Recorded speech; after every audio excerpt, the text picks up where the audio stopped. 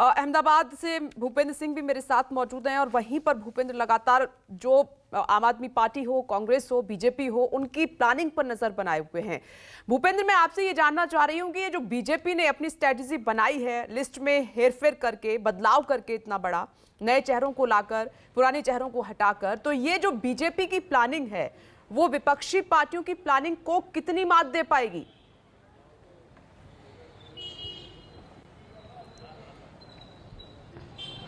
देखिए, बीजेपी को अनुशासित पार्टी कहा जाता है और यहाँ पर ये कहा जाता है कि जब एक बार कोई निर्णय हो जाता है तो सभी लोग, चाहे वो नाराज हो या फिर खुश हो, वो उस पर अमल करने लगते हैं। जिस तरह से यहाँ पर टिकट की उम्मीदवारों की सूची आने के पहले एक लेटर का सिलसिला शुरू हुआ, लोगों ने अपनी स्वेच्छा से ये कहा कि वो चुनाव नहीं लड़ेंगे, वो भी पार्टी का एक तरह से अनुशासन ही दिखाता है। लेकिन मैं अभी ताजा हालात आपको बता दूं कि वडोदरा में विरोध के स्वर शुरू हो गए हैं। वडोदरा की 3 सीटें हैं, वाघोडिया, करजन और पादरा। ये तीनों सीटों के उम्मीदवार जिनकी टिकट काट दी गई है इस बार, उनके स्वर, विरोध के स्वर उठने लगे हैं। जिसमें सबसे पहले विरोध का स्वर मधु श्रीवास्तव, जिनकी दबंग और बाहुबली नेता के तौर पर गिनती होती है, उन्होंने उठाया। कल शाम से ही पहले उन्होंने ये कहा था कि ठीक है, पार्टी ने जो भी कहा है उन्हें मंजूर है।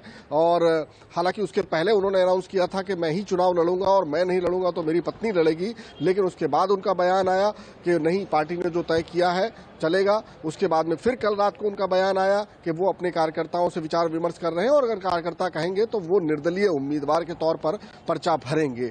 इसी तरह के बयान 2 और कैंडिडेट के आ रहे हैं, वाघोडिया और अन्य जगह, पादरा और करजन से, जहां पर सतीश पटेल हैं और अन्य एक उम्मीदवार हैं, उनका भी विरोध का स्वर शुरू हो गया है। देखना होगा बीजेपी कैसे इन लोगों को मैनेज करती है। और कुछ ऐसे लोग हैं जो विरोध कर सकते हैं लेकिन वो बाहर आकर कुछ नहीं कह रहे हैं, तो ये तमाम चीजें बीजेपी को मैनेज करनी होगी। एक तरफ तो आपने ये पूरा संदेश दे दिया चिट्ठियों के माध्यम से कि जो सीनियर नेता है या जिनकी टिकट कटने वाली है वो अपनी मर्जी से चुनाव नहीं लड़ेंगे, लेकिन दूसरी तरफ हालात ये भी है, जमीनी हकीकत ये भी है कि इस तरह के विरोध के स्वर जो है, हालांकि बीजेपी ने पूरी कोशिश की है कि किस तरह से इस बार के चुनाव में जातिगत समीकरण को ध्यान में रखते हुए तमाम वो पहलू, क्योंकि उनका एक मंत्र था कि इस बार सिर्फ विनिंग कैंडिडेट जो है वही उनका क्राइटेरिया है। उसमें कोई भी थियरी उन्होंने दूसरी नहीं रखी कि रिपीट, नो रिपीट या इस तरह की। कई लोगों को उन्होंने रिपीट भी किया है,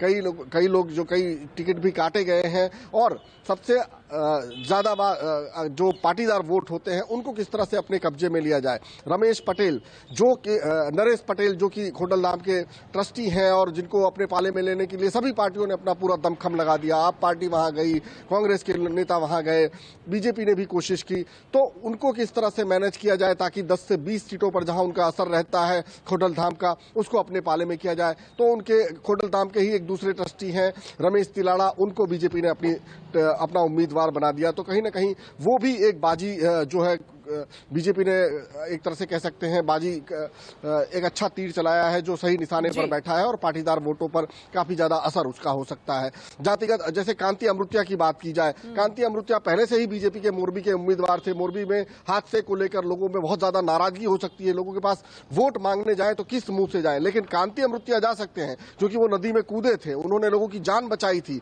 वो विजुअल सबने देखा है कि किस तरह से पुल हादसे के बाद वो नदी के अंदर उतरे थे। हादसे की भरपाई उम्मीदवार बना दिया गया। इसी तरह से जातिगत समीकरण भरपाई करेगा क्या ये जो टिकट दिया गया है खास तौर पर कांतिलाल को? देखिए, विपनेश, मोरबी हादसे की भरपाई तो कोई नहीं कर सकता। 150 से ज्यादा जाने गई हैं, बिल्कुल उसकी भरपाई नहीं हो सकती किसी तरह से नहीं। भले जयसुख पटेल को गिरफ्तार कर लिया जाए तो भी उसकी भरपाई नहीं हो सकती, क्योंकि वहां पर बच्चे मरे हैं, बीवी मरी है, किसी के पिता मरे हैं, किसी ने अपनी मां को खोया है, पूरा का पूरा परिवार जो है वो इस हादसे में उजड़ गया है। तो उसकी भरपाई कतई नहीं हो सकती। लेकिन लोगों की नाराजगी को किस तरह से कम किया जाए, क्योंकि चुनाव है, कोई ना कोई उम्मीदवार वहां पर उतारना ही है। ब्रजेश मेरजा बिल्कुल वहां पर, हालांकि मंत्री थे, लेकिन वहां पर वो उनको लेकर नाराजगी हो सकती थी। कांति अमृतिया के साथ में लोगों की थोड़ी बहुत संवेदना इसलिए हो सकती है कि वो वहां पर सहायता में जुटे हुए थे। लोगों ने देखा, तस्वीरें देखी लोगों ने कि किस तरह से लोगों की मदद की।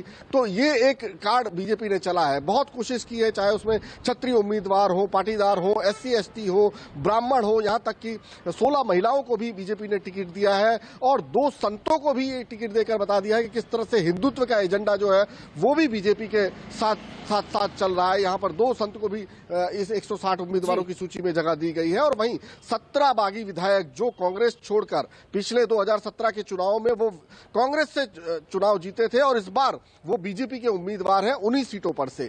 तो ये भी बीजेपी ने कोशिश की है कि किस तरह से जिताऊ उम्मीदवार जो है, एकमात्र उनका एजेंडा था कि जो भी कैंडिडेट विनिंग कैंडिडेट है उसे टिकट दी जाए। यानी इसमें सारा समावेश है, जातिगत समीकरण का भी है, हिंदुत्व का भी है और जो हादसा हुआ है उसकी भरपाई करने की भी कोशिश की गई है बीजेपी की तरफ से। पूरा इसमें लिस्ट में समावेश दिखाई दे रहा है। मैं दोबारा आती हूं, तब तक मैं नमस्कार, मैं हूं मानक गुप्ता।